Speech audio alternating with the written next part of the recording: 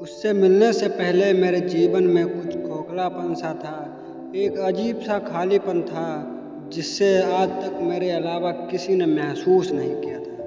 क्योंकि मैं स्वभाव से ही बहुत चंचल थी, इस कारण मैं कॉलेज में भी और घर में भी लोगों से घिरी रहती थी। इसके बावजूद कि मैं बहुत बोलती थी, मेरे जीवन का एक दूसरा पहलू भी था और जीवन के उस हिस्से में आने की इजाज़त मैंने किसी को नहीं दी थी। बाहर से खुश दिखाई देने वाली लड़की जिसे लोग हर पल हंसाते छिलछिलाते दिखते थे, उसके बारे में ये अंदाज़ा तक नहीं लगाया जा सकता था कि वो अंदर से इतनी अकेली होगी, ढेर सारे दर्द अपने भीतर समेटे हुए होगी। मैंने अपने आसपास एक घेरा सा बना लिया था, कोई भी मेरे द्वारा बनाए गए दीवारों को नहीं तोड़ सकता। मुझे इस बात पर यकीन नहीं हो रहा था कि वो लड़का मेरे बनाए गए दीवारों को तोड़कर मेरी सोच में समाता चला जा रहा है। शुरू में उससे बात करना महज एक औपचारिकता थी। ये अलग बात थी कि आज तक उसने इस बात को मेरे सामने कभी जाहिर नहीं होने दिया था। मुझे छोटी सी छोटी तकलीफ होने पर उसे मुझसे ज़्यादा दर्द होता था। कोई ऐसे भी किसी को चाह सकता है? यकीन करने में बहुत वक्त लगा, लेकिन समय के साथ मुझे इस बात का एहसास हो गया कि ये लड़का मेरी चिंता करता है, मेरा ख्याल रखता है। उसके प्यार में पागलपन था, मेरी खुशी के लिए वो कुछ भी कर देता। उस लड़के ने बिना इस बात का जिक्र किए कि उसे मुझसे बात करना अच्छा लगता था, मेरे साथ वक्त बिताना अच्छा बड़ी बात है, चालाकी से मुझसे दोस्ती के लिए पूछा। उस दिन सहयोग से हम दोनों कॉलेज जल्दी ही आ गए थे और क्लासरूम में कोई नहीं था। उसने कहा, क्या मैं तुम्हारा हाथ पकड़ सकता हूँ? पहले तो मुझे बड़ा आश्चर्य हुआ कि आज ये इस लड़के को क्या हो गया है, ये इस तरह की बातें क्यों कर रहा है। लेकिन मुझसे उस पर पूरा भरोसा था। उसने इतनी हॉन्सल्टी मेरा हाथ मांगा कि मैं उसे मना नहीं कर पाई और मैंने उसे अपना हाथ दे दिया। उसने मेरा हाथ अपने हाथों में लिया और कहा, क्या तुम मेरी दोस्ती बनोगी?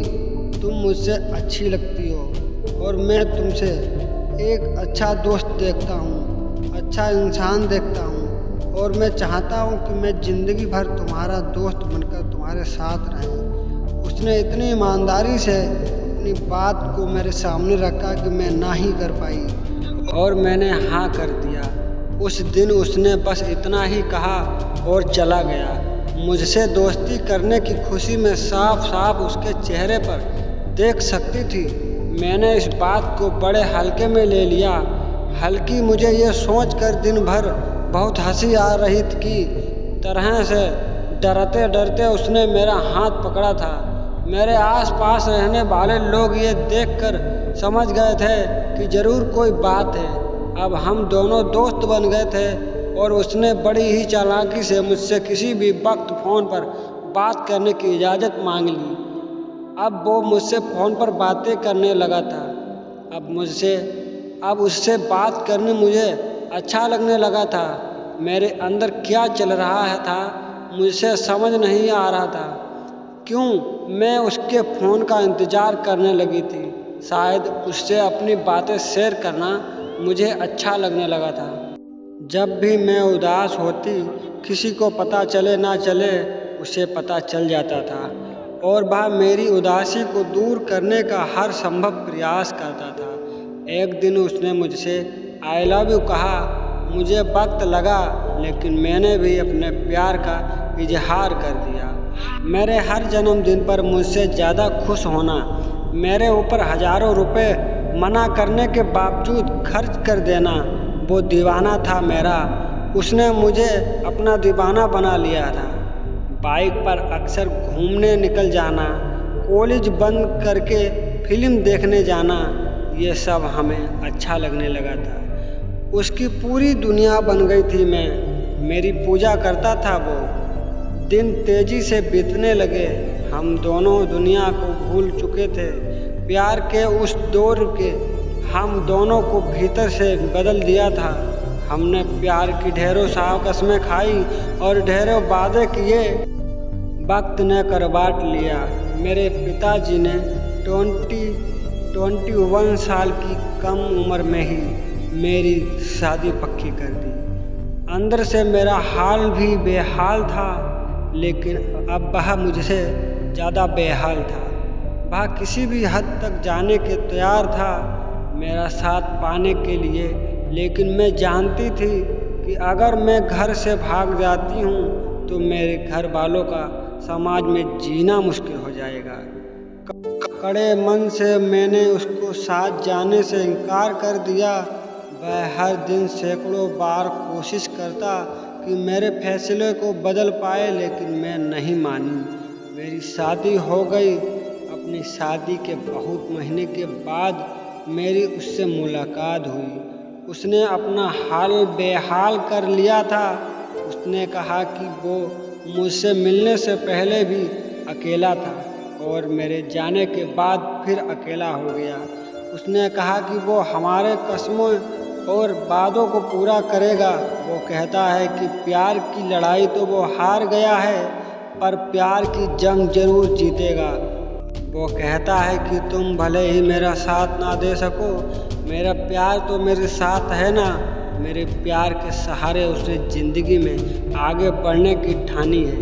वो कहता है कि उसका प्यार सच्चा है, इसीलिए उसका प्यार कभी उसकी कमज़ोरी नहीं बनेगा।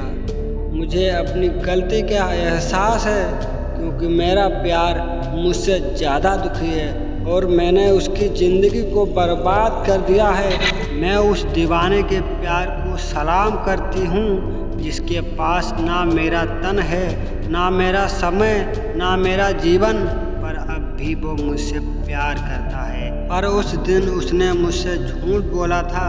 शायद वह बुरी तरह टूट चुका था, जबकि उसने खुद को बहुत बहादुर दिखाने की कोशिश की थी। वह लोगों से दूर होता चला गया था और लोग उससे दूर होते चले गए थे। बुरे लोगों से दोस्ती कर ली थी।